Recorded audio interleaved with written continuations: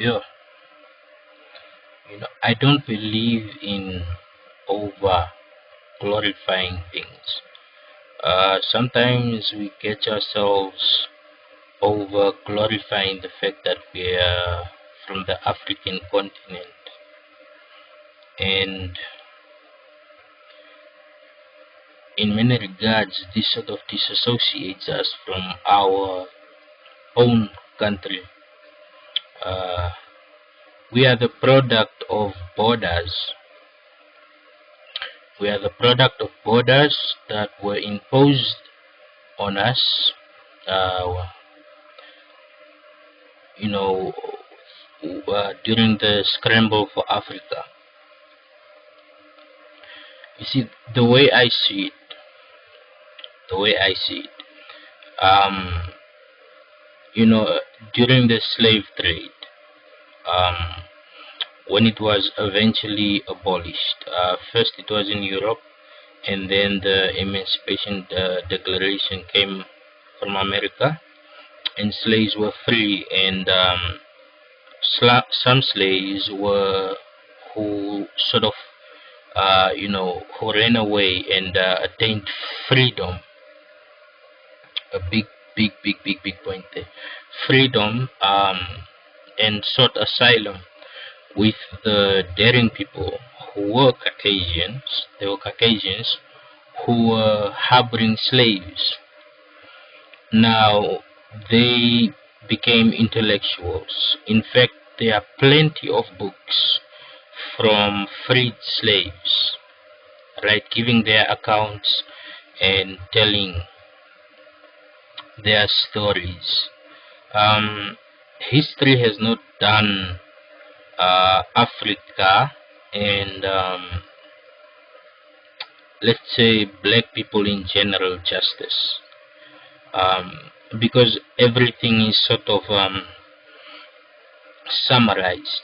There is no in-depth information, whereby you read the history, but while you're reading, you can sort of picture yourself there. The lifestyle that was there, what was acceptable, what wasn't acceptable. I mean, for example, when black people were first shipped to the Americas, they were walking alongside the poor Caucasians that were there. They were walking alongside them. They weren't, in bondage then. But, capitalism, in order to sort of have the white or the Caucasian peasants to deter them from the fact that they are not getting their labor's worth in wages. The blacks became vilified, right? So, when you complain to the boss, it's like, well, it's because of that nigger, right? And then later on, it became acceptable due to the bitterness harbored by most folks at that time. It became acceptable to treat black Africans badly. And then the brilliant idea of slavery came along. These are the kind of things that history doesn't really teach us. And I credit Tim on this. He opened my eyes to that broader way of thinking. Tim Wise, look him up. He's he's brilliant, and yeah, he's brilliant. He's really fighting a righteous cause that, if history is just, will remember him for, most definitely. Anyway, so when slavery was abolished and it was the scramble for Africa and so forth, the term independence independence. The term independence did not mean much to black Africans until they found themselves grouped in small corners, segregated, until they found themselves losing their land, and they lost it, through violent means, firepower. Firepower overpowered, bows and arrows, and the like. So most Africans did not know what independence was, and when the settlers came, and they set up their bases, and the small towns started to spring up, and of some black brothers went to go walk for these foreigners, and as they went to go walk for these foreigners, they started to pick up certain concepts, right? They started to pick up certain concepts which sort of brought more awareness, self-awareness to them. It gave them a different consciousness, right, to the point where they could identify where they were being ill-treated and why. So this applies to Namibia. The same thing applies to Namibia. A lot of people did not know about Namibia, right? You're in your vicinity where you live, and that's how much you know. People used to go up south from the north now. Go up south. It used to be called Kosimba or Kojaini, to go look for work and come back with some money for their families and so forth. And the concept of independence still did not make that much sense because of a lack of exposure, right? I think you can ask all of our leaders today, and they will tell you that they did not know right off the bat what independence meant. It's a term that gained life as they were exposed to a broader world, to broader meaning, to more information about their surroundings, about their situations. Alright? So that's why you can't demonize. You can't really demonize certain people and say that certain people fought while certain people didn't. No. Let's look at how human beings live. You work to earn a salary, or you work in your field, so that you can reap the fruits of your labor, feed your family, and so forth. So that's life, the general principle of life. The basic needs: water, food, and shelter. Right? Not everybody automatically thinks above these basic needs. Right? So not everybody thinks above these basic needs, so not everybody could identify with the term independence. So if we look at the people that went out into exile and so forth to fight for independence, They were rebels. They were fighting against the common norm, the law of that time. They had identified that something wasn't, working fairly towards everybody's satisfaction. They could tell that they were getting, uh, you can't even call it breadcrumbs. They were getting the short end of the stick. They identified that.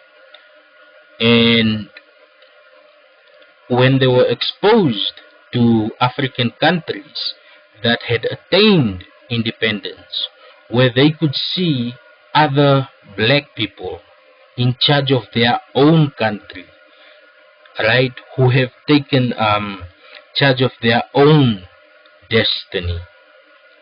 This was exposure. It was exposure. And the idea of I can do it too came into mind. And the basic principle of independence could then be articulated. What are we doing? We are fighting for independence, right? So, it brings me down to what I want to say. What are we doing? We are fighting for equality. We are fighting for equality. We should, it's understandable that there are people who worked hard for years and years to get to where they are, right? But they are human beings. They are people. They breathe air, just like the rest of us. They think about their family. They think about their own well-being, and most of them at their age, they think about their legacy. How will I be remembered? How will I be remembered? And this thing that was fought for, whose is it? Who does it belong to? Does it really belong to everyone? Or are there people that feel entitled to it? So when you have activists that can see that there is a certain trend, right, that is, not just, definitely not just, it's hard to articulate it to the community because they lack the exposure. So what do you become? You become a rebel, you become a troublemaker, you become a trouble seeker, you become a black sheep. Right? But, let's be honest. During the former regime, there were people that were living well. People of color that were living well. There were. And, the concept of fighting for independence did not make sense because it would intrude upon the benefits that they were getting. Right? So when we look at radicalism as it's being called today, we shouldn't just look at the characters or try to completely politicize it. We should sort of reflect and try to think outside ourselves. Right? What if I was that starving child? Right?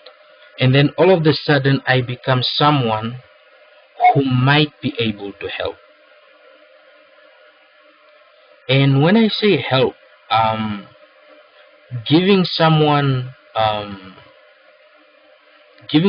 meal for today isn't exactly enough.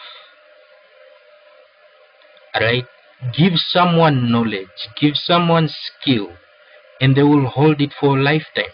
When someone learns how to drive, they won't forget it. Even if they have amnesia, the motor skills, they won't forget how to drive. They might forget their name, where they come from, but give them a car, they will drive. A scientific fact, by the way. So what I'm saying is, the youth of today, right? We are being told, work hard and you will earn your keep, right? But there are plenty of youth that have excelled, worked hard, and are still pushed down by a system that is not fair. Because everybody wants the best for their friends and the best for their family members and such, right? It becomes the rule of the jungle. So before we jump to complete this thought of chaos or anarchy, let's look at ourselves. Are we really the type of people that will pick up weapons and start shooting each other? I believe not. Violence is not part of the strategy. Violence is not part of the strategy. You should understand that the message being articulated through most of these actions is a message of equality. It is a celebration of capacity, ability of all Namibians, irrespective of where you come from. Sometimes there are remarks that at first, when you first hear them, they are quite offensive, and a lot of people might take them personally. But it's not, a personal, agenda. It's bigger than that. It's bigger than that. We are saying that if we unite, we can be self-sustaining. Why are the Chinese, right, trying to build a naval base on our shores? If anything happens, if China has some sort of quarrels with some other country, then we will be affiliated with China as they bring their war vessels to fight off whatever threat. Someone cannot come with grenades and bazookas and AK-47s and say, no, we come in peace. No. You see, we, the youth, do not owe China, Germany, America, England, France, anything.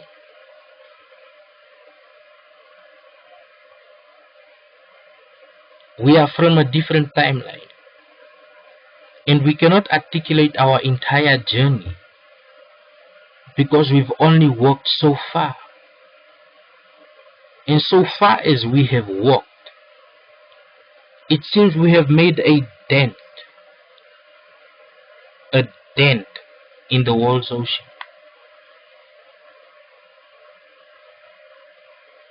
So let us not be discouraged by the fear of anarchy and chaos.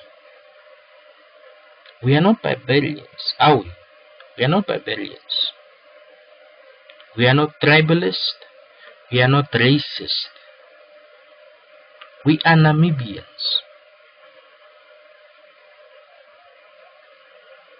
Finish clear. We are Namibians.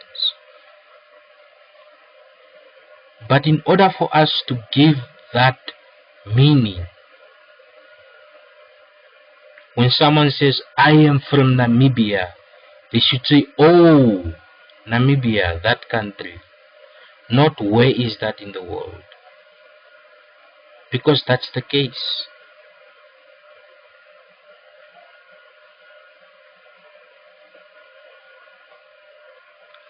Are we happy? No, we are not happy. The statement was made. That's one, that's all of them. All of them. Where is the support? Are we really going to neglect our youth? Are we really going to allow our youth to be bullied? No. We won't.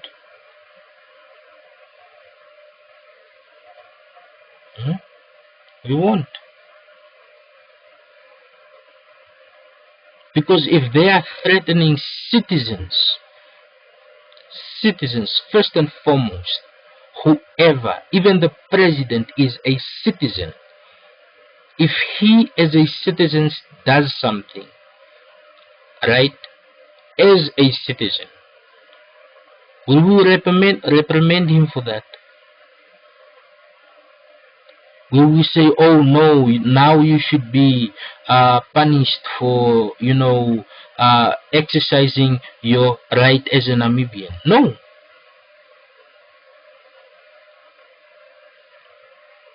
The public relations,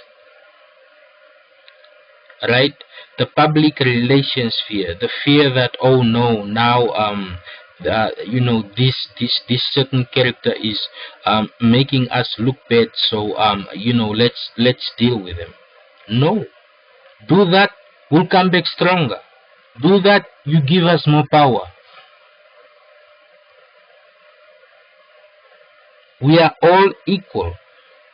Isn't that what the elders fought for? But now there are special ones, and now there are peasants. It's confusing. It totally blindfolds our future. So when our future is blindfolded, of course we'll make a vision ourselves. We will create our own vision. Because we don't agree with the other vision. It has been explained and explained and explained, and it doesn't seem to work.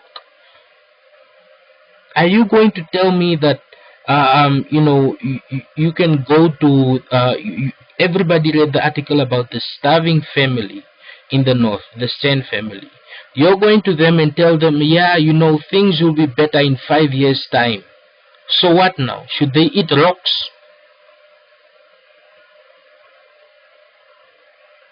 Stick their tongue out when it rains together to quench their thirst? No. It is a call for immediate action and awareness.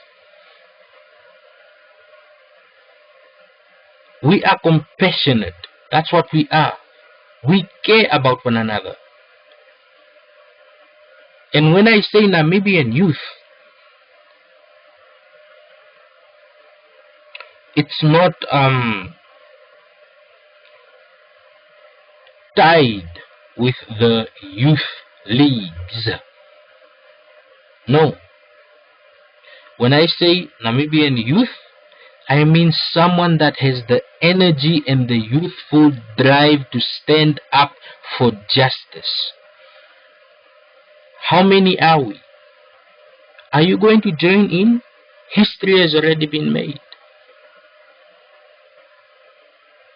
But they're still blank pages. Are we going to fill them? There is no glory. No one wants glory. No one wants glory. No one wants to be in the spotlight. It's not about that. It's about fairness. It's about equality, and it's about justice. It's about accountability. The government, it says to the people, right, that we are accountable for this. So what's wrong when the citizens or the citizen sort of disagrees with the concept at hand? It can be debated in parliament, but then is the research done outside? Are people informed? No. A small gang cannot lead an entire nation.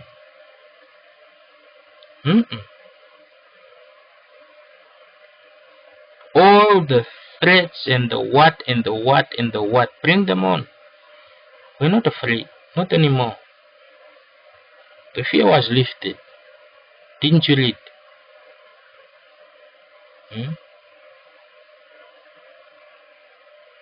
This is the land of the brave, brave men and women.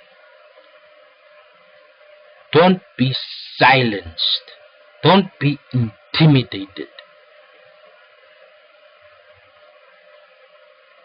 We're winning. Finish. Salute.